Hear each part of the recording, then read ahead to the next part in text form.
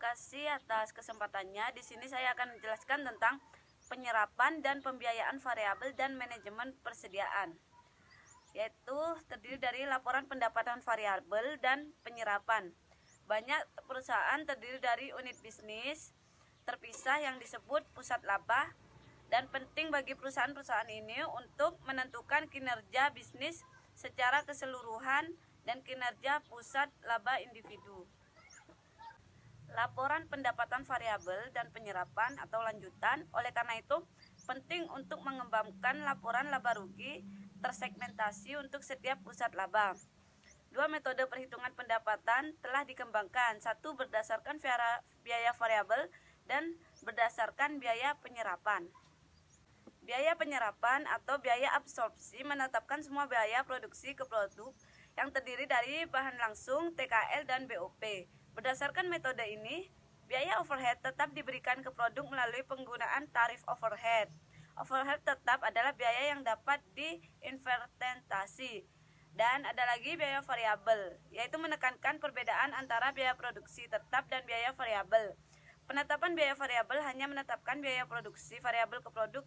Biaya ini termasuk bahan langsung, TKL, dan BOP variabel. Biaya variabel lanjutan yaitu overhead tetap diperlakukan sebagai biaya periode dan dikecualikan dari biaya produk. Di bawah ini biaya variabel, overhead tetap sesuatu periode dianggap berakhir periode itu dan dibebankan secara total terhadap pendapatan periode tersebut. Perbandingan biaya variabel dan metode biaya penyerapan yaitu prinsip akuntansi diterima secara umum. Memerlukan biaya penyerapan untuk pelaporan eksternal. Dewan Standar Akuntansi Keuangan, Internal Revenue Service, dan badan pengatur lainnya tidak menerima biaya variabel pengatur lainnya sebagai metode penetapan biaya produk untuk pelaporan eksternal. Assalamualaikum warahmatullahi wabarakatuh. Saya Depuspita Wardani dengan NIM 2019-310190. Di sini saya akan mempresentasikan perbandingan variabel dan metode biaya penyerapan, yaitu absorpsi costing, product cost, direct material, direct labor, variable overhead, fixed overhead. Untuk yang fixed period cost ada selling expense, administration expense. Untuk yang variable costing di product cost ada direct material, direct labor, variable overhead. Untuk period cost ada fixed overhead, selling expense, dan administrative expense. Salah satunya perbedaan antara kedua pendekatan tersebut adalah perlakuan biaya overhead pabrik tetap. Biaya produk unit di bawah biaya penyerapan selalu lebih besar daripada biaya produk unit di bawah biaya variabel. Segmen dapat berubah divisi, departemen, lini produk, kas pelanggan, dan sebagainya. Dalam laporan laba rugi tersegmentasi ada dua, yaitu biaya tetap langsung dan biaya tetap umum. Biaya tetap langsung yaitu adalah biaya tetap yang dapat dilacak secara langsung ke suatu segmen, dan kadang-kadang juga disebut biaya tetap yang dapat dihindari atau biaya tetap yang dapat dilacak karena hilang dari jika segmen tersebut dieliminasi. Misalnya, jika segmen adalah wilayah penjualan, biaya tetap langsung untuk setiap wilayah adalah sewa kantor penjualan.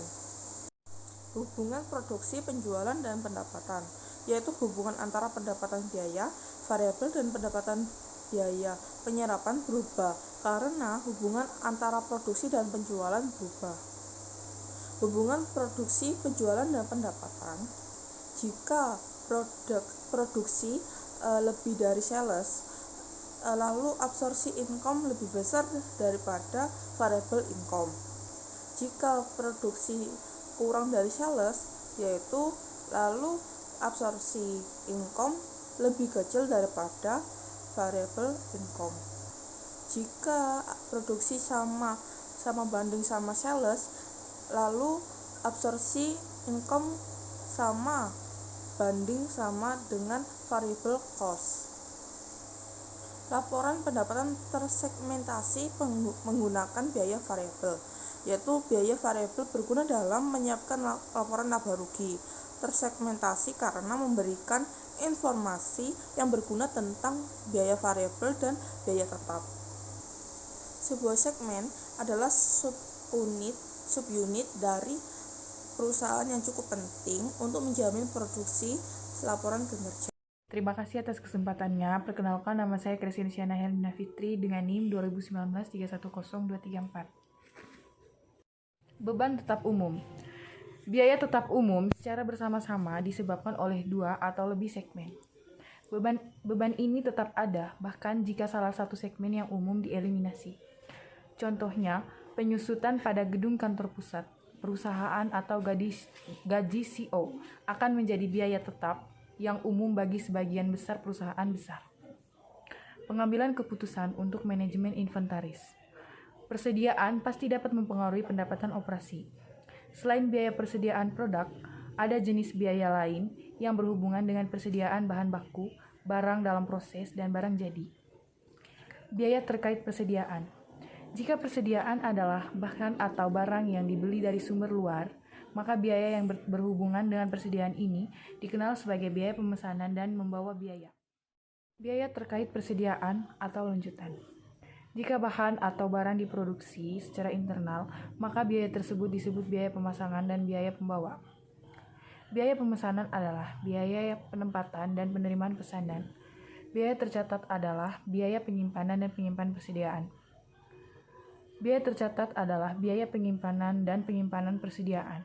Biaya stock out adalah biaya tidak tersedianya produk saat diminta oleh pelanggan atau biaya tidak tersedianya bahan mentah saat dibutuhkan untuk produksi. Kuantitas pesanan ekonomi model tradisional. Setelah perusahaan memutuskan untuk membawa inventaris, dua pertanyaan dasar harus dijawab. Berapa yang harus dipesan? Kapan pesanan harus dilakukan? Dalam memilih jumlah pesanan, manajer hanya perlu memperhatikan biaya pemesanan dan pengangkutan. Kuantitas pesanan ekonomi model tradisional. Rumus untuk menghitungnya adalah yang tertera di gambar. Kuantitas pesanan ekonomi mempertahankan jumlah pesanan yang sama dengan persediaan rata-rata mungkin bukan pilihan terbaik. Beberapa jumlah pesanan lain dapat menghasilkan biaya total yang lebih rendah. Tujuannya adalah untuk menemukan jumlah pesanan yang meminimalkan biaya total. Banyaknya satuan dalam kuantitas pesanan ukuran optimal disebut kuantitas pesanan ekonomi atau EOQ. Kuantitas pesanan ekonomi, karena EOQ adalah kuantitas yang meminimalkan total biaya terkait inventaris. Sekian dan terima kasih. Terima kasih atas kesempatannya. Saya Nur Jihan Ramadan Tibahajai dengan NIM 2019310470. Di sini saya akan menjelaskan atur ulang titik. Apa itu atur ulang titik? Mengatur ulang titik adalah titik waktu di mana pesanan baru harus ditempatkan atau penyiapan dimulai. Ini adalah fungsi dari EOQ, lead time, dan tingkat penggunaan inventaris.